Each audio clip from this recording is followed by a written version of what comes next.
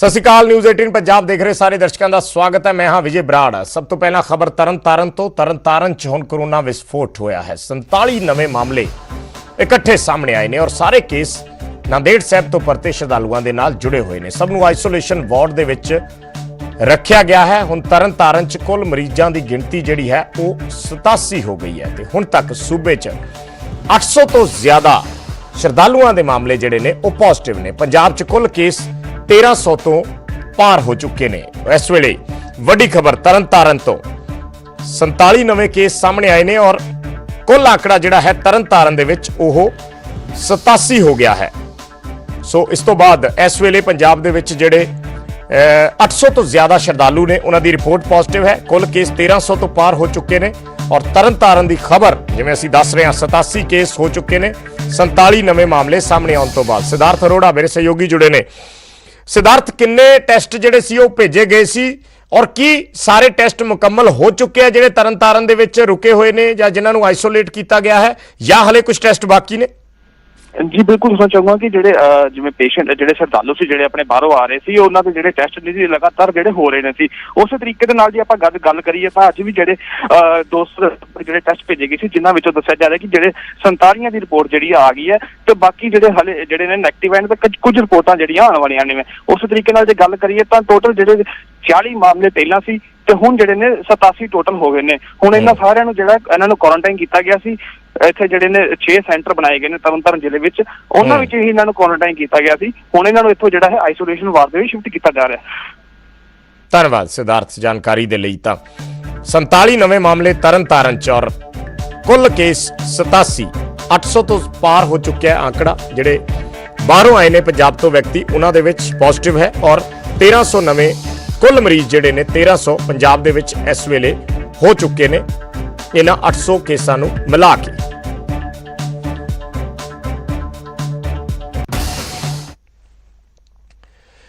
ਤੇ ਐਸਜੀਪੀਸੀ ਦੇ ਕੁਝ ਅਧਿਕਾਰੀ ਅੱਜ ਸ਼ਰਧਾਲੂਆਂ ਨੂੰ ਮਿਲਣ ਪਹੁੰਚੇ ਸਨ। ਕੁਆਰੰਟੀਨ ਜਿਹੜੇ ਸ਼ਰਧਾਲੂ ਕੀਤੇ ਹੋਏ ਨੇ ਅਟਾਰੀ ਇਲਾਕੇ ਦੇ ਵਿੱਚ ਉਹਨਾਂ ਨੂੰ ਮਿਲਣ ਐਸਜੀਪੀਸੀ ਦੇ ਅਧਿਕਾਰੀ ਪਹੁੰਚੇ ਸਨ, ਪਰ ਇਹਨਾਂ ਐਸਜੀਪੀਸੀ ਅਧਿਕਾਰੀਆਂ ਨੂੰ ਵਾਪਸ ਭੇਜ ਦਿੱਤਾ ਗਿਆ ਸ਼ਰਧਾਲੂਆਂ ਵੱਲੋਂ। ਦਰਅਸਲ ਰਾਧਾ ਸਵਾਮੀ ਡੇਰੇ ਦੇ ਵਿੱਚ ਇੱਕ ਕੁਆਰੰਟੀਨ ਸੈਂਟਰ ਬਣਾਇਆ ਗਿਆ ਹੈ ਔਰ ਜਦੋਂ ਐਸਜੀਪੀਸੀ ਦੇ ਅਧਿਕਾਰੀ ਉੱਥੇ ਪਹੁੰਚੇ ਕਿ ਉਹਨਾਂ ਨੂੰ ਸ਼ਿਫਟ ਕੀਤਾ ਜਾ ਸਕਦਾ ਹੈ ਐਸਜੀਪੀਸੀ ਦੀਆਂ ਸਰਾਵਾਂ ਜਾਂ ਗੁਰਦੁਆਰਾ ਸਾਹਿਬ ਦੇ ਵਿੱਚ, ਤਾਂ ਸ਼ਰਧਾਲੂਆਂ ਨੇ ਕਿਹਾ ਕਿ ਉਹ ਇੱਥੇ ਹੀ ਠੀਕ ਨੇ, ਇੱਥੇ ਹੀ ਉਹਨਾਂ ਦੇ ਲਈ ਪ੍ਰਬੰਧ ਠੀਕ ਨੇ, ਇਸ ਕਰਕੇ ਉਹ ਇੱਥੋਂ ਨਹੀਂ ਜਾਣਗੇ।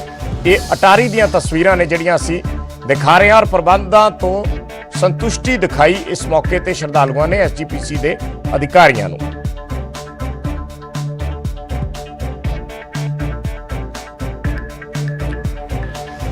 ਤਾਂ ਅਟਾਰੀ ਦੇ ਵਿੱਚ ਪਹੁੰਚੇ ਨੇ ਜਿਹੜੇ ਐਸਜੀਪੀਸੀ ਦੇ ਅਧਿਕਾਰੀ ਨੇ ਸ਼ਰਧਾਲੂਆਂ ਦੇ ਨਾਲ ਰਾਬਤਾ ਕਰਨ ਲਈ, ਉਹਨਾਂ ਦੀਆਂ ਸਮੱਸਿਆਵਾਂ ਜਾਣਨ ਦੇ ਲਈ। ਔਰ ਐਸਜੀਪੀਸੀ ਲਗਾਤਾਰ ਇਹ ਕਹਿ ਰਹੀ ਹੈ ਕਿ ਜਿੱਥੇ ਜਿੱਥੇ ਸ਼ਰਧਾਲੂਆਂ ਨੂੰ ਦਿੱਕਤਾਂ ਆ ਰਹੀਆਂ ਨੇ ਸਰਕਾਰ ਉਹਨਾਂ ਨੂੰ ਐਸਜੀਪੀਸੀ ਦੇ ਜਿਹੜੇ ਕਮਰੇ ਨੇ, ਸਰਾਵਾਂ ਨੇ, ਉੱਥੇ ਸ਼ਿਫਟ ਕੀਤਾ ਜਾਵੇ ਔਰ ਉਹ ਉਹਨਾਂ ਦਾ ਪੂਰਾ ਖਿਆਲ ਰੱਖਣਗੇ, ਉਹਨਾਂ ਨੂੰ ਖਾਣ ਪੀਣ ਨੂੰ ਦੇਣਗੇ।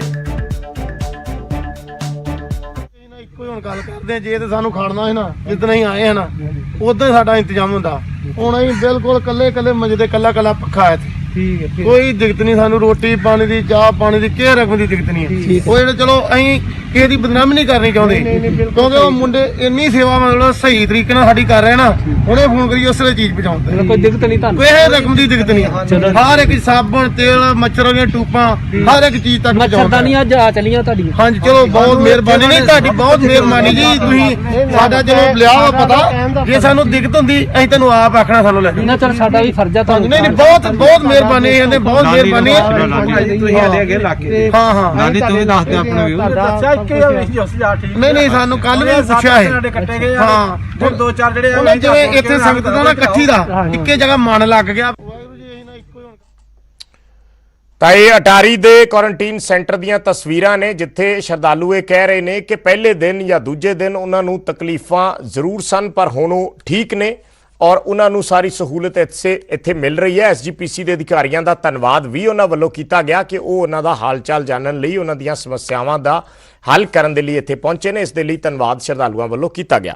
ਅਗਲੀ ਖਬਰ ਦਾ ਰੁਖ ਕਰਦੇ ਹਾਂ। ਜੇਈ ਤੇ ਨੀਟ ਦੀਆਂ ਪ੍ਰੀਖਿਆਵਾਂ ਦਾ ਐਲਾਨ ਹੋਇਆ ਹੈ। ਜੇਈ ਮੇਨ ਦੀ ਪ੍ਰੀਖਿਆ 18 ਤੋਂ 23 ਜੁਲਾਈ ਦੇ ਵਿਚਾਲੇ ਹੋਏਗੀ ਤੇ ਜੇਈ ਐਡਵਾਂਸ ਦੀ ਜਿਹੜੀ ਪ੍ਰੀਖਿਆ ਹੈ ਉਹ ਅਗਸਤ ਮਹੀਨੇ 'ਚ ਲਈ ਜਾਏਗੀ। ਇਸੇ ਤਰ੍ਹਾਂ ਨੀਟ ਦੀ ਪ੍ਰੀਖਿਆ ਜਿਹੜੀ ਹੈ ਉਹ 26 ਜੁਲਾਈ ਉਸ ਦੀ ਤਾਰੀਖ ਰੱਖੀ ਗਈ ਹੈ ਔਰ ਕੇਂਦਰੀ ਹਿਊਮਨ ਰਿਸੋਰਸਿਸ ਮਿਨਿਸਟਰ ਜਿਹੜੇ ਨੇ ਰਮੇਸ਼ ਪੋਖਰਿਆਲ ਉਹਨਾਂ ਵੱਲੋਂ ਇਹ ਐਲਾਨ ਕੀਤਾ ਗਿਆ ਹੈ। ਜੇਈ ਤੇ ਨੀਟ ਦੀਆਂ ਪ੍ਰੀਖਿਆਵਾਂ ਦਾ ਜੇਈ ਮੇਨ ਦੀ ਪ੍ਰੀਖਿਆ 18 ਤੋਂ 23 ਜੁਲਾਈ, ਜੇਈ ਐਡਵਾਂਸ ਦੀ ਪ੍ਰੀਖਿਆ ਅਗਸਤ ਮਹੀਨੇ ਦੇ ਵਿੱਚ ਹੋਏਗੀ ਔਰ ਨੀਟ ਦੀ ਪ੍ਰੀਖਿਆ 26 ਜੁਲਾਈ ਇਹ ਤਾਰੀਖ ਇਸ ਦੇ ਲਈ ਰੱਖੀ ਗਈ ਹੈ। ਇਹ ਐਲਾਨ ਹਿਊਮਨ ਰਿਸੋਰਸਿਸ ਮੰਤਰਾਲੇ ਵੱਲੋਂ ਕੀਤਾ ਗਿਆ ਹੈ।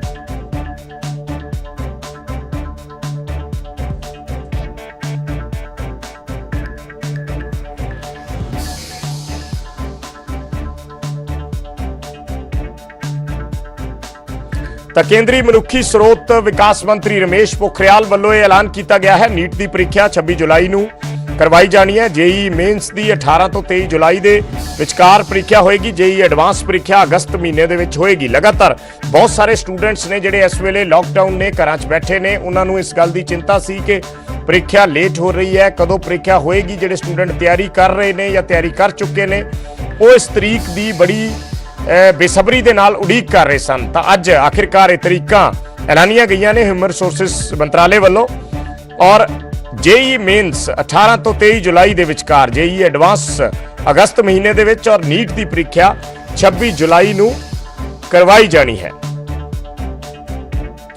ਵਿਨੀਤ ਸਾਡੇ ਸਹਿਯੋਗੀ ਜੁੜੇ ਨੇ ਹੋਰ ਜਾਣਕਾਰੀ ਦੇ ਲਈ। ਵਿਨੀਤ, ਪ੍ਰੀਖਿਆਵਾਂ ਕਾਫੀ ਦੇਰ ਤੋਂ ਸਟੂਡੈਂਟਸ ਜਿਹੜੇ ਸੀ ਇੰਤਜ਼ਾਰ ਕਰ ਰਹੇ ਸੀ ਇਹਨਾਂ ਪ੍ਰੀਖਿਆ ਦਾ, ਆਖਿਰਕਾਰ ਐਲਾਨ ਕਰ ਦਿੱਤਾ ਗਿਆ। ਔਰ ਇੱਕ ਚੀਜ਼ ਹੋਰ ਸਮਝਣੀ ਚਾਹਾਂਗੇ ਕਿ ਮਹਿਕਮੇ ਵੱਲੋਂ ਕਿਸ ਤਰੀਕੇ ਦੀ ਤਿਆਰੀ ਇਹਨਾਂ ਪ੍ਰੀਖਿਆਵਾਂ ਨੂੰ ਲੈ ਕੇ ਕੀਤੀ ਜਾਏਗੀ, ਕਿਉਂਕਿ ਕਰੋਨਾ ਦੇ ਜਿਸ ਤਰੀਕੇ ਨਾਲ ਕੇਸ ਵਧ ਰਹੇ ਨੇ ਇਸ ਨੂੰ ਲੈ ਕੇ ਚੁਣੌਤੀ ਸਰਕਾਰ ਦੇ ਸਾਹਮਣੇ ਵੱਡੀ है ਇਹਨਾਂ ਪ੍ਰੀਖਿਆਵਾਂ ਨੂੰ ਸਿਰੇ ਚੜਾਉਣ ਦੀ ਵੀ। जी निश्चित तौर पर मैं आपको बताना चाहूंगा कि जिस तरह से वह नीट और जेईई के एग्जाम को जो है वो आगे कर दिया गया है, क्योंकि साफ तौर पर जिस तरह की स्थिति है, कोरोना को लेकर के स्थिति है, अभी नियर फ्यूचर में इस एग्जाम को कंडक्ट करवाना संभव नहीं हो पाएगा। इसीलिए जो जेईई का जो एग्जाम है उसे जुलाई 18 से लेकर के 23 तक करवाने का सरकार ने फैसला लिया है।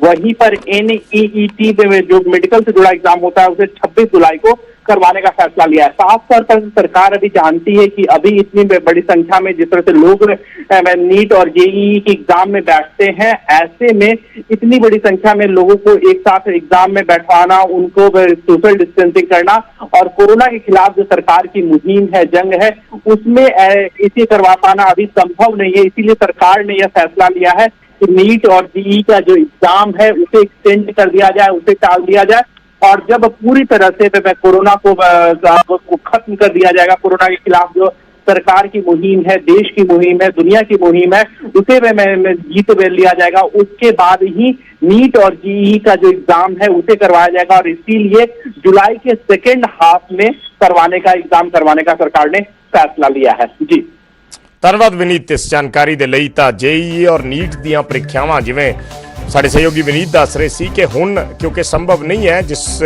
ਵੇਲੇ ਕਰੋਨਾ ਦਾ ਪ੍ਰਕੋਪ ਹੈ, ਇਸ ਕਰਕੇ ਇਹਨਾਂ ਦੀਆਂ ਤਰੀਕਾਂ ਨੂੰ ਅੱਗੇ ਪਾਇਆ ਗਿਆ ਹੈ। ਆਮ ਤੌਰ ਤੇ ਇਹਨਾਂ ਦਿਨਾਂ ਦੇ ਵਿੱਚ ਇਹ ਪ੍ਰੀਖਿਆਵਾਂ ਹੁੰਦੀਆਂ ਨੇ, ਪਰ ਹੁਣ ਜਿਹੜੀਆਂ ਤਰੀਕਾਂ ਨੇ ਇੱਕ ਵਾਰੀ ਫਿਰ ਦੱਸ ਦਿੰਦੇ ਹਾਂ। ਜੇਈਈ ਮੇਨਸ 18 ਤੋਂ 23 ਜੁਲਾਈ, ਜੇਈਈ ਐਡਵਾਂਸ ਅਗਸਤ ਮਹੀਨੇ ਦੇ ਵਿੱਚ ਔਰ ਨੀਟ ਦੀ ਜਿਹੜੀ ਪ੍ਰੀਖਿਆ ਹੈ ਉਹ 26 ਜੁਲਾਈ ਨੂੰ ਕਰਵਾਈ ਜਾਣੀ ਹੈ।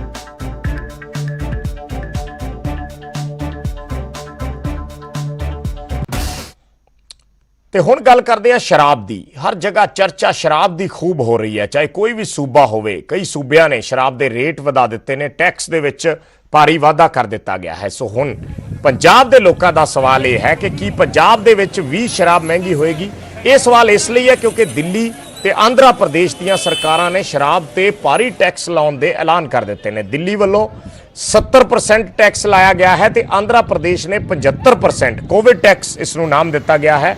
ਕੋਵਿਡ ਟੈਕਸ ਸ਼ਰਾਬ ਤੇ ਦਿੱਲੀ 70% ਤੇ ਆਂਧਰਾ ਪ੍ਰਦੇਸ਼ 75% ਟੈਕਸ ਇੰਪੋਜ਼ ਕਰ ਦਿੱਤਾ ਗਿਆ ਹੈ, ਲਗਾ ਦਿੱਤਾ ਗਿਆ ਹੈ, ਜਿਸ ਤੋਂ ਬਾਅਦ ਸ਼ਰਾਬ ਦੇ ਰੇਟਾਂ ਦੇ ਵਿੱਚ ਭਾਰੀ ਵਾਧਾ ਹੋ ਗਿਆ ਹੈ ਇੱਕਦਮ। ਦਰਅਸਲ ਕੱਲ ਸ਼ਰਾਬ ਦੇ ਠੇਕਿਆਂ ਦੇ ਬਾਹਰ ਲੋਕਾਂ ਦੀਆਂ ਲੰਬੀਆਂ ਲਾਈਨਾਂ ਦੇਖਣ ਨੂੰ ਮਿਲੀਆਂ ਸਨ, ਜੋ ਕਿ ਇੱਕ ਚਿੰਤਾ ਦਾ ਵਿਸ਼ਾ ਵੀ ਹੈ। ਠੇਕਿਆਂ ਤੇ ਜ਼ਿਆਦਾ ਭੀੜ ਨਾ ਲੱਗੇ, ਇਸ ਦੇ ਲਈ ਵੀ ਇਹ ਫੈਸਲਾ ਲਿਆ ਗਿਆ, ਪਰ ਜ਼ਿਆਦਾ ਵੱਡਾ ਇਸ ਲਈ ਵੀ ਹੈ ਕਿ ਸਰਕਾਰਾਂ ਦੇ ਖਾਤੇ ਖਾਲੀ ਹੋ ਚੁੱਕੇ ਨੇ ਜਾਂ ਸਰਕਾਰਾਂ ਇਹ ਕਹਿ ਰਹੀਆਂ ਨੇ ਕਿ ਉਹਨਾਂ ਦੇ ਕੋਲ ਕੋਈ ਪੈਸਾ ਨਹੀਂ, ਉਹਨਾਂ ਨੇ ਰੈਵਨਿਊ ਜੁਟਾਉਣਾ, ਇਸ ਕਰਕੇ ਸ਼ਰਾਬ ਦੇ ਰੇਟਾਂ ਦੇ ਵਿੱਚ ਭਾਰੀ ਵਾਧਾ ਕਰਕੇ ਇਹ ਰੈਵਨਿਊ ਜਟਾਉਣ ਦੀ ਕੋਸ਼ਿਸ਼ ਹੁਣ ਸਰਕਾਰਾਂ ਵੱਲੋਂ ਕੀਤੀ ਜਾ ਰਹੀ ਹੈ। ਪੰਜਾਬ ਦੇ ਵਿੱਚ ਹਾਲੇ ਤੱਕ ਸ਼ਰਾਬ ਦੇ ਠੇਕੇ ਖੋਲੇ ਨਹੀਂ ਗਏ, ਪਰ ਖਬਰਾਂ ਆ ਰਹੀਆਂ ਨੇ ਕਿ ਪੰਜਾਬ ਸਰਕਾਰ ਸ਼ਰਾਬ ਦੇ ਠੇਕੇ ਖੋਲ ਸਕਦੀ ਹੈ। ਕੱਲ ਨੂੰ ਪੰਜਾਬ ਮੰਤਰੀ ਮੰਡਲ ਦੀ ਇੱਕ ਬੈਠਕ ਹੋਣੀ ਹੈ, ਉਸ ਬੈਠਕ ਦੇ ਵਿੱਚ ਇਸ ਤੇ ਚਰਚਾ ਹੋਏਗੀ, ਕਿਉਂਕਿ ਪੰਜਾਬ ਸਰਕਾਰ ਵੀ ਇਸ ਤੇ ਟੈਕਸ ਲਗਾ ਸਕਦੀ ਹੈ, ਪਰ ਕਿੰਨਾ ਟੈਕਸ ਲਗਾ ਸਕਦੀ ਹੈ ਇਹ ਸਰਕਾਰ ਕੈਬਨਿਟ ਮੀਟਿੰਗ ਦੇ ਵਿੱਚ ਤੈਅ ਕਰੇਗੀ। ਔਰ ਦੂਸਰੀ ਗੱਲ, ਇੱਕ ਹੋਰ ਫੈਸਲਾ ਪੰਜਾਬ ਸਰਕਾਰ ਜਿਹੜਾ ਲੈਣ ਜਾ ਰਹੀ ਹੈ ਕਿ ਹੋਮ ਡਿਲੀਵਰੀ ਕੀਤੀ ਜਾਵੇ ਸ਼ਰਾਬ ਦੀ, ਤਾਂ ਕਿ ਠੇਕਿਆਂ ਤੇ ਭੀੜ ਨਾ ਹੋਵੇ। ਜਿਹੜੇ ਲੋਕ ਸ਼ਰਾਬ ਲੈਣਾ ਚਾਹੁੰਦੇ ਨੇ ਉਹਨਾਂ ਨੂੰ ਠੇਕੇਦਾਰ ਉਹਨਾਂ ਦੇ ਘਰੇ ਸ਼ਰਾਬ ਸਪਲਾਈ ਕਰਨ। ਔਰ ਇਸ ਦੇ ਲਈ ਜੋ ਤਜਵੀਜ਼ਾਂ ਨੇ, ਜੋ ਪੰਜਾਬ ਦਾ ਕਰ ਤੇ ਆਬਕਾਰੀ ਵਿਭਾਗ ਹੈ ਉਹਨਾਂ ਵੱਲੋਂ ਤਜਵੀਜ਼ਾਂ ਸਰਕਾਰ ਨੂੰ ਦਿੱਤੀਆਂ ਗਈਆਂ ਨੇ, ਜੋ ਸੋਰਸਿਸ ਤੋਂ ਸਾਡੇ ਕੋਲੇ ਖਬਰਾਂ ਨੇ, ਉਹਨਾਂ ਤਜਵੀਜ਼ਾਂ ਦੇ ਮੁਤਾਬਿਕ 9 ਤੋਂ 1 ਵਜੇ ਤੱਕ 4 ਘੰਟੇ ਸੂਬੇ ਦੇ ਵਿੱਚ ਸ਼ਰਾਬ ਦੇ ਠੇਕੇ ਜਿਹੜੇ ਨੇ ਉਹ ਖੁੱਲੇ ਰਹਿਣਗੇ ਔਰ ਉਸ ਤੋਂ ਬਾਅਦ ਸ਼ਾਮ ਦੇ 6 ਵਜੇ ਤੱਕ ਸ਼ਰਾਬ ਦੀ ਹੋਮ ਡਿਲੀਵਰੀ ਹੋ ਸਕੇਗੀ। ਜਿਹੜੇ ਲੋਕ ਆਪਣੇ ਘਰੋਂ ਘਰੀ ਸ਼ਰਾਬ ਮੰਗਵਾਉਣਾ ਚਾਹੁੰਦੇ ਨੇ ਉਹ ਠੇਕੇਦਾਰਾਂ ਦੇ ਨਾਲ, ਉਹਨਾਂ ਦੇ ਨੰਬਰ ਹੋਣਗੇ, ਉਹਨਾਂ ਦੇ ਨਾਲ ਰਾਬਤਾ ਕਰਕੇ ਸ਼ਾਮ 6 ਵਜੇ ਤੱਕ ਆਪਣੇ ਘਰਾਂ 'ਚ ਸ਼ਰਾਬ ਮੰਗਵਾ ਸਕਦੇ ਨੇ। ਪਰ ਠੇਕੇ ਖੁੱਲ੍ਹਣ ਦੀ ਇਜਾਜ਼ਤ ਜਿਹੜੀ ਆ ਉਹ 9 ਤੋਂ 1 ਵਜੇ ਤੱਕ ਇਹ ਤਜਵੀਜ਼ ਦਿੱਤੀ ਗਈ ਹੈ। ਬਾਕੀ ਅੱਗੇ ਫੈਸਲਾ ਸਰਕਾਰ ਨੇ ਲੈਣਾ ਹੈ ਕਿ ਕਿਸ ਤਰੀਕੇ ਨਾਲ ਉਹਨਾਂ ਨੇ ਇਹ ਲਾਗੂ ਕਰਨਾ ਹੈ। ਮੁੱਖ ਮੰਤਰੀ ਕੈਪਟਨ ਅਮਰਿੰਦਰ ਸਿੰਘ ਪਹਿਲਾਂ ਇਹ ਬਿਆਨ ਦੇ ਚੁੱਕੇ ਨੇ ਕਿ ਵੀਰਵਾਰ ਤੋਂ ਪੰਜਾਬ ਦੇ ਵਿੱਚ ਸ਼ਰਾਬ ਦੇ ਠੇਕੇ ਖੋਲ੍ਹੇ ਜਾਣਗੇ, ਪਰ ਹੁਣੇ ਚਰਚਾਵਾਂ ਨੇ ਕਿ ਸਰਕਾਰ ਇਸ ਨੂੰ ਸ਼ਾਇਦ ਇੱਕ ਦਿਨ ਪਹਿਲਾਂ ਵੀ ਖੋਲ੍ਹ ਸਕਦੀ ਹੈ। ਪਰ ਕੱਲ ਕਿਉਂਕਿ ਕੈਬਨਿਟ ਮੀਟਿੰਗ ਹੋਣੀ ਹੈ, ਉਸ ਕੈਬਨਿਟ ਮੀਟਿੰਗ ਦੇ ਵਿੱਚ ਇਸ ਤੇ ਵਿਚਾਰ ਚਰਚਾ ਹੋਣੀ ਹੈ, ਇਸ ਕਰਕੇ ਜ਼ਿਆਦਾ ਚਾਂਸ ਇਹ ਨੇ ਕਿ ਸ਼ਰਾਬ ਦੇ ਠੇਕੇ ਪਰਸੋਂ ਹੀ ਖੋਲ੍ਹੇ ਜਾਣ, ਕਿਉਂਕਿ 9 ਤੋਂ 1 ਵਜੇ ਤੱਕ ਦਾ ਜਿਹੜਾ ਸਮਾਂ ਹੈ ਅਗਰ ਉਹ ਨਿਕਲ ਗਿਆ ਤਾਂ ਫਿਰ ਇਹ ਠੇਕੇ ਪਰਸੋਂ ਤੋਂ ਹੀ ਖੋਲ੍ਹੇ ਜਾਣਗੇ। ਸੋ ਸਰਕਾਰ, ਪੰਜਾਬ ਸਰਕਾਰ ਦੇ ਸਾਹਮਣੇ ਵੀ ਇਸ ਵੇਲੇ ਜਿਹੜਾ ਰੈਵਨਿਊ ਸੰਕਟ ਹੈ ਔਰ ਇਸ ਨੂੰ ਦੇਖਦੇ ਹੋਏ ਸਰਕਾਰ ਵੀ ਪੰਜਾਬ ਦੇ ਵਿੱਚ ਸ਼ਰਾਬ ਤੇ ਟੈਕਸ ਲਗਾ ਸਕਦੀ ਹੈ। ਕੋਵਿਡ ਟੈਕਸ ਪੰਜਾਬ ਸਰਕਾਰ ਵੀ ਲਗਾ ਸਕਦੀ ਹੈ ਔਰ ਉਸ ਤੋਂ ਬਾਅਦ ਸ਼ਰਾਬ ਦੇ ਰੇਟਾਂ ਦੇ ਵਿੱਚ ਭਾਰੀ ਵਾਧਾ ਹੋ ਸਕਦਾ ਹੈ। ਕਦੋਂ ਤੋਂ ਪੰਜਾਬ 'ਚ ਸ਼ਰਾਬ ਦੇ ਠੇਕੇ ਖੁੱਲ੍ਹਣ ਜਾ ਰਹੇ ਨੇ? ਦੇਖੋ ਜੀ, ਕੈਬਨਿਟ ਮੀਟਿੰਗ ਆਈ, ਉਹ 'ਚ ਫੈਸਲਾ ਹੋਵੇਗਾ।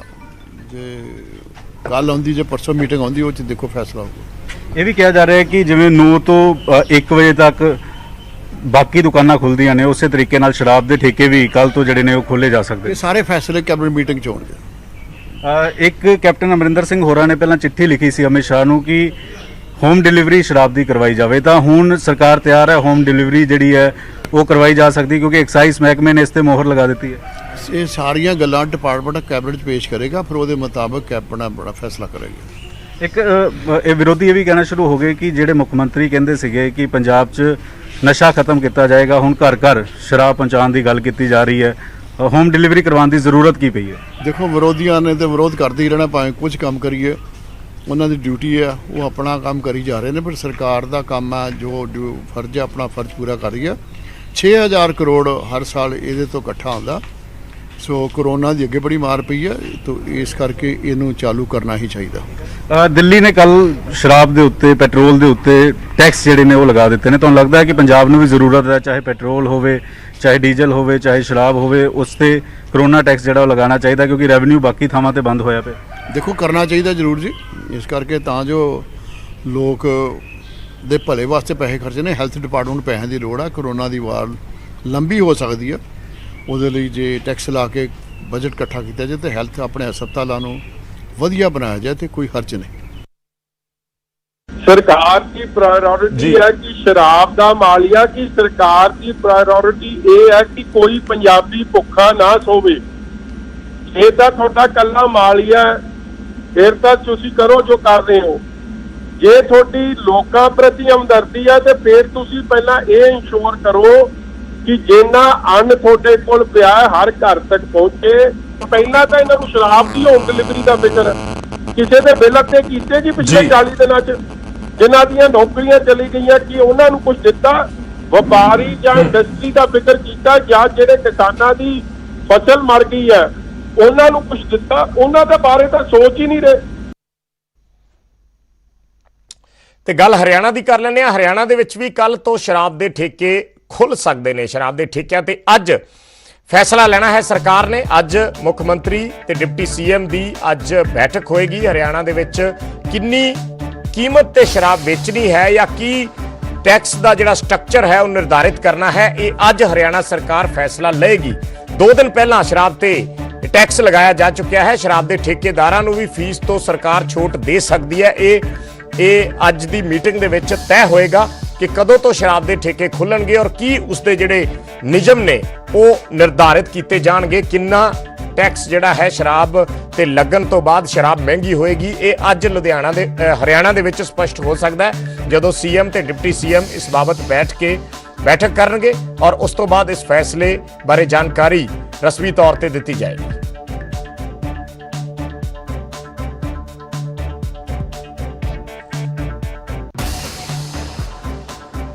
ਤੇ ਹੁਣ ਤੁਹਾਨੂੰ ਦਿੱਲੀ ਦੀਆਂ ਤਸਵੀਰਾਂ ਦਿਖਾਉਂਦੇ ਹਾਂ ਜਿੱਥੇ ਠੇਕੇ ਤੋਂ ਸ਼ਰਾਬ ਲੈਣ ਲਈ ਲੋਕਾਂ ਦੀ ਲੰਮੀਆਂ ਕਤਾਰਾਂ ਨਜ਼ਰ ਆਈਆਂ ਤੇ ਇੱਕ ਸ਼ਖਸ ਇਹਨਾਂ ਤੇ ਫੁੱਲਾਂ ਦੀ ਵਰਖਾ ਕਰ ਰਿਹਾ ਹੈ। ਇਹ ਸ਼ਖਸ ਫੁੱਲਾਂ ਦੀ ਵਰਖਾ ਇਸ ਲਈ ਕਰ ਰਿਹਾ ਹੈ ਕਿਉਂਕਿ ਉਸ ਦਾ ਮੰਨਣਾ ਹੈ ਕਿ ਦੇਸ਼ ਦੀ ਆਰਥਿਕਤਾ ਨੂੰ ਹੁਣ ਲੀ ਤੇ ਇਹ ਲੋਕ ਹੀ ਲੈ ਕੇ ਆਉਣਗੇ। ਯਾਨੀ ਇਹ ਲੋਕ ਜਿਹੜਾ ਪੈਸਾ ਖਰਚ ਕਰ ਰਹੇ ਨੇ ਸ਼ਰਾਬ ਤੇ, ਉਹ ਦੇਸ਼ ਦੇ ਰੈਵਨਿਊ ਦੇ ਵਿੱਚ ਇੱਕ ਹਿੱਸਾ ਜਾਏਗਾ ਔਰ ਉਸ ਦੇ ਨਾਲ ਇਸ ਦੀ ਹਾਲਤ ਸੁਧਰ ਸਕਦੀ ਹੈ। ਇਹ ਤਰਕ ਦਿੱਤਾ ਜਾ ਰਿਹਾ ਹੈ ਇਸ ਸ਼ਖਸ ਵੱਲੋਂ। ਸੋ ਇਸ ਤਰੀਕੇ ਦੀਆਂ ਤਸਵੀਰਾਂ ਵੀ सामने आ रही ने। हम भी वही हैं, वैसे बीजेपी में करते रहे हम भी। अरे देश की इकोनॉमी हो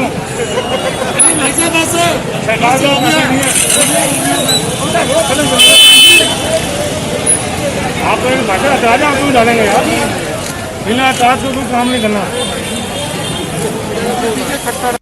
हम भी वही हैं, वैसे बीजेपी में करते रहे हम भी। ਤਾਂ ਇੱਕ ਲੋਕ ਇਸ ਨੂੰ ਇੱਕ ਮਜ਼ਾਕ ਦੇ ਤੌਰ ਤੇ ਵੀ ਲੈ ਰਹੇ ਨੇ ਕਿਉਂਕਿ ਕੱਲ ਤੋਂ ਸਭ ਤੋਂ ਜ਼ਿਆਦਾ ਜਿਹੜੀਆਂ ਲੰਮੀਆਂ ਲਾਈਨਾਂ ਨੇ ਉਹ ਠੇਕਿਆਂ ਤੇ ਦੇਖਣ ਨੂੰ ਮਿਲੀਆਂ ਨੇ ਔਰ ਇਸ ਨੂੰ ਲੈ ਕੇ ਬੜੇ ਮੀਮਸ ਸੋਸ਼ਲ ਮੀਡੀਆ ਤੇ ਚੱਲ ਰਹੇ ਨੇ, ਬੜੇ ਮੈਸੇजेस ਸੋਸ਼ਲ ਮੀਡੀਆ ਤੇ ਵਾਇਰਲ ਹੋ ਰਹੇ ਨੇ ਔਰ ਲੋਕ ਇਸ ਨੂੰ ਇੱਕ ਮਜ਼ਾਕੀਆ ਲਹਿਜ਼ੇ ਦੇ ਵਿੱਚ ਵੀ ਲੈ ਰਹੇ ਨੇ। ਸੋ ਇਹ ਜਿਹੜੀਆਂ ਤਸਵੀਰਾਂ ਸੀ ਇਹ ਵੀ ਉਸੇ ਲਿਹਾਜ਼ ਨਾਲ ਬਣਾਈ ਗਈ ਵੀਡੀਓ ਦਾ ਹਿੱਸਾ ਸਨ।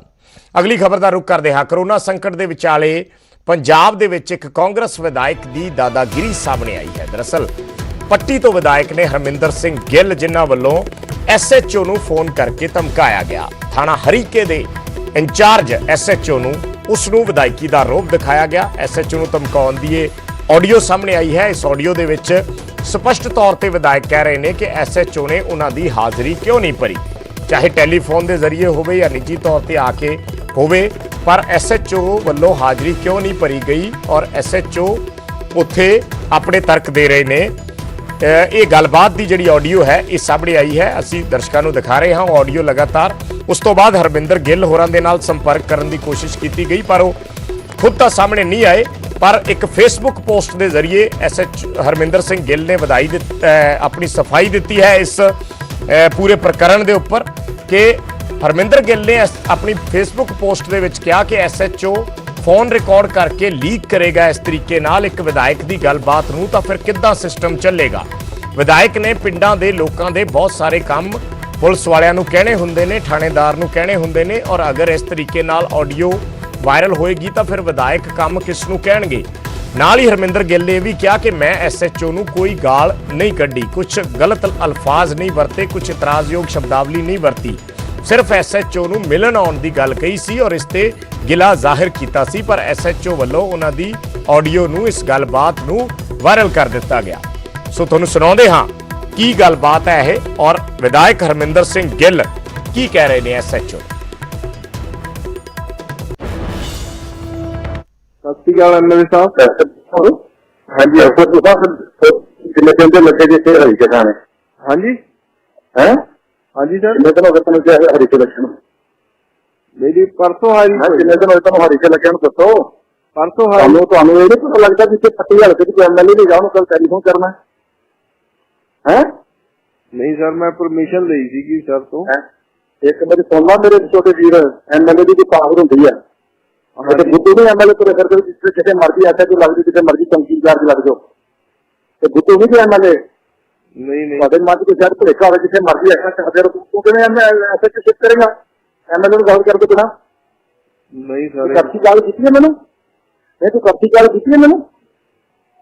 ਨਹੀਂ ਸਰ ਇਹੋ ਜਿਹੀ ਤਾਂ ਗੱਲ ਕੋਈ ਨਹੀਂ। ਦੱਸੋ ਮੈਨੂੰ, ਮੈਂ ਇੱਥੇ ਐਮਐਲਏ ਮੈਂ ਪਾਕਿਸਤਾਨ ਦੇ ਵਿੱਚ ਚਲੇ ਗਿਆ, ਮੈਨੂੰ ਕਰਤੀ ਗੱਲ ਕੀਤੀ ਹੈ, ਟੈਲੀਫੋਨ ਕੀਤਾ ਕਿੰਨੇ ਐਮਐਲਏ ਨੇ ਪੱਟੀ ਹਲਕੇ ਦੇ ਵਿੱਚ।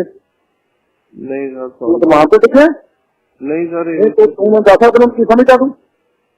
ਨਹੀਂ ਸਰ ਇਹੋ ਜਿਹੀ ਤਾਂ ਕੋਈ ਗੱਲ ਤੂੰ ਰੱਬ ਬਣ ਕੇ ਐਸੇ ਤੇ ਲੱਗ ਗਿਆ ਤੂੰ? ਨਹੀਂ ਸਰ ਇਹੋ ਜਿਹੀ ਤਾਂ ਕੋਈ ਗੱਲ ਨਹੀਂ। ਤੂੰ ਮੈਨੂੰ ਦੱਸ ਵੀ ਜਿਉਂਦਾ ਐਸੇ ਤੇ ਲੋਕ ਕਿੰਨੀ ਵਾਰੀ ਐਸਐਸਪੀ ਨੇ ਆਪਣੇ ਨਾਲ ਗੱਲ ਕੀਤੀ ਤੂੰ? ਮੈਨੂੰ ਐਸਐਸਪੀ ਨਾਲ ਗੱਲ ਕਰਦਾ ਐਮਐਲਏ ਜ਼ਰੂਰੀ ਨਹੀਂ ਕਿ ਤੈਨੂੰ? ਜਿਹੜਾ ਕਿਸੇ ਨੂੰ ਥਾਣੇਦਾਰ ਨੂੰ ਕੰਮ ਕਰਦਾ ਤੂੰ ਰੋਕ ਦੇਣਾ ਉਹਨੂੰ ਕੰਮ ਨਹੀਂ ਕਰਨਾ, ਆਹ ਨਹੀਂ ਕਰਨਾ, ਕਿਉਂ ਨਹੀਂ ਕਰਨਾ? ਕੀ ਤਰ੍ਹਾਂ ਮਤਲਬ ਬੰਦਾ? ਨਹੀਂ ਸਰ ਇਹੋ ਜਿਹੀ ਤਾਂ ਕੋਈ ਗੱਲ ਨਹੀਂ।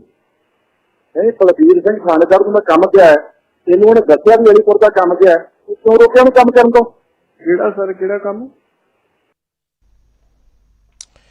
ਤਾਂ ਇਹ ਆਡੀਓ ਹੈ ਹਰਮਿੰਦਰ ਸਿੰਘ ਗਿੱਲ ਦੀ, ਜੋ ਐਸਐਚਓ ਨਵਦੀਪ ਵਿਰਕ ਉਹਨਾਂ ਦੇ ਨਾਲ ਇਹ ਗੱਲਬਾਤ ਹੋ ਰਹੀ ਹੈ ਕਿ ਐਸਐਚਓ ਨੇ 2 ਦਿਨ ਪਹਿਲਾਂ ਅਹੁਦਾ ਸੰਭਾਲਿਆ ਔਰ ਉਸ ਤੋਂ ਬਾਅਦ ਉਹ ਵਿਧਾਇਕ ਦੀ ਹਾਜ਼ਰੀ ਉਹਨਾਂ ਨੇ ਕਿਉਂ ਨਹੀਂ ਭਰੀ। ਹਰਮਿੰਦਰ ਗਿੱਲ ਸੁਣਾਈ ਦੇ ਰਹੇ ਨੇ, ਇਹ ਕਹਿੰਦੇ ਕਿ ਕਟਸੀ ਕਾਲ ਕਿਉਂ ਨਹੀਂ ਕੀਤੀ। ਉਹ ਇਲਾਕੇ ਦੇ ਐਮਐਲਏ ਨੇ ਔਰ ਇਸ ਤਰੀਕੇ ਨਾਲ ਫਿਰ ਐਸਐਚਓ ਸ਼ਿਪ ਉਹ ਕਿਸ ਤਰੀਕੇ ਨਾਲ ਕਰੇਗਾ ਅਗਰ ਉਹ ਵਿਧਾਇਕ ਨੂੰ ਇਸ ਤਰੀਕੇ ਨਾਲ ਸਾਈਡਲਾਈਨ ਕਰੇਗਾ। ਤਾਂ ਇਹ ਸਾਰਾ ਸੰਦਰਭ ਹੈ ਇਸ ਗੱਲਬਾਤ ਦਾ। ਔਰ ਇਸ ਆਡੀਓ ਦੇ ਸਾਹਮਣੇ ਆਉਣ ਤੋਂ ਬਾਅਦ ਹੁਣ ਵਿਰੋਧੀਆਂ ਨੇ ਕਾਂਗਰਸ ਨੂੰ ਘੇਰਨਾ ਸ਼ੁਰੂ ਕਰ ਦਿੱਤਾ ਹੈ। ਆਮ ਆਦਮੀ ਪਾਰਟੀ ਨੇ ਹਰਮਿੰਦਰ ਗਿੱਲ ਦੇ ਖਿਲਾਫ ਪਰਚਾ ਦਰਜ ਕਰਨ ਦੀ ਮੰਗ ਕੀਤੀ ਹੈ। ਹੁਣ ਜਿਹੜੀ ਲੇਟੈਸਟ ਆਡੀਓ ਵਾਇਰਲ ਹੋ ਰਹੀ ਹੈ ਉਹ ਐਮਐਲਏ ਪੱਟੀ ਹਰਮਿੰਦਰ ਗਿੱਲ ਜੀ ਦੀ, ਜਿਹੜੇ ਕਿ ਉਹਨਾਂ ਦੇ ਹਲਕੇ ਦੇ ਵਿੱਚ ਇੱਕ ਥਾਣਾ ਪੈਂਦਾ ਹਰੀਕੇ ਪੱਤਨ। ਉੱਥੇ ਕੋਈ ਐਸਐਚਓ ਨੇ ਨਵਾਂ ਚਾਰਜ ਸੰਭਾਲਿਆ ਤੇ ਐਮਐਲਏ ਸਾਹਿਬ ਬਿਲਕੁਲ ਰਾਜਿਆਂ ਵਾਲੀ ਫੀਲਿੰਗ ਲੈ ਕੇ, ਜਿਵੇਂ ਪੁਰਾਣੇ ਜ਼ਮਾਨੇ 'ਚ ਰਾਜੇ ਜਿਹੜੇ ਸੀ ਉਹ ਦਰਬਾਰ ਲਾਉਂਦੇ ਸੀ, ਉੱਥੇ ਦਰਬਾਰੀ ਝੁਕਦੇ ਸੀ, ਉਹ ਸਲਾਮ ਕਰਦੇ ਆਉਂਦੇ ਸੀ, ਉਹ ਫੀਲਿੰਗ ਦੇ ਨਾਲ ਐਸਐਚਓ ਸਾਹਿਬ ਨੂੰ ਕਹਿ ਰਹੇ ਨੇ ਕਿ 3 ਦਿਨ ਹੋ ਗਏ ਤੈਨੂੰ ਜੁਆਇਨ ਕੀਤੇ ਨੂੰ, ਤੂੰ ਹਜੇ ਤੱਕ ਮੇਰੇ ਦਰਬਾਰ 'ਚ ਹਾਜ਼ਰੀ ਕਿਉਂ ਨਹੀਂ ਲਵਾਈ? ਤੂੰ ਮੈਨੂੰ ਸਤਿ ਸ੍ਰੀ ਅਕਾਲ ਕਿਉਂ ਨਹੀਂ ਬੁਲਾਈ?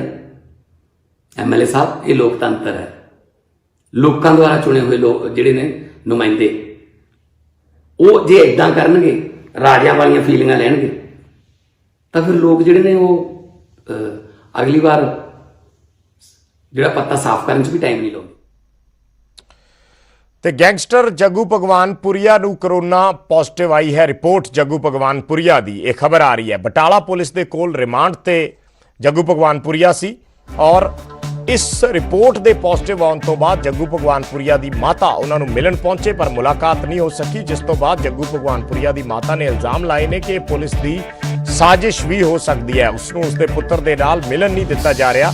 ਇਹ ਜੱਗੂ ਭਗਵਾਨਪੁਰੀਆ ਦੀ ਮਾਤਾ ਦਾ ਕਹਿਣਾ ਹੈ। ਦੱਸ ਦਈਏ ਕਿ ਇੱਕ ਮਾਮਲੇ ਦੇ ਵਿੱਚ ਬਟਾਲਾ ਪੁਲਿਸ ਜੱਗੂ ਭਗਵਾਨਪੁਰੀਆ ਨੂੰ ਰਿਮਾਂਡ ਤੇ ਲੈ ਕੇ ਆਈ ਸੀ। ਪਿਛਲੇ 4-5 ਦਿਨ ਤੋਂ ਬਟਾਲਾ ਪੁਲਿਸ ਦੀ ਕਸਟਡੀ ਦੇ ਵਿੱਚ ਸੀ ਔਰ ਅੱਜ ਜਦੋਂ ਕਰੋਨਾ ਉਸਦਾ ਟੈਸਟ ਕਰਵਾਇਆ ਗਿਆ ਤਾਂ ਰਿਪੋਰਟ ਜੱਗੂ ਭਗਵਾਨਪੁਰੀਆ ਦੀ ਕਰੋਨਾ ਪੋਜ਼ਿਟਿਵ ਆਈ ਹੈ।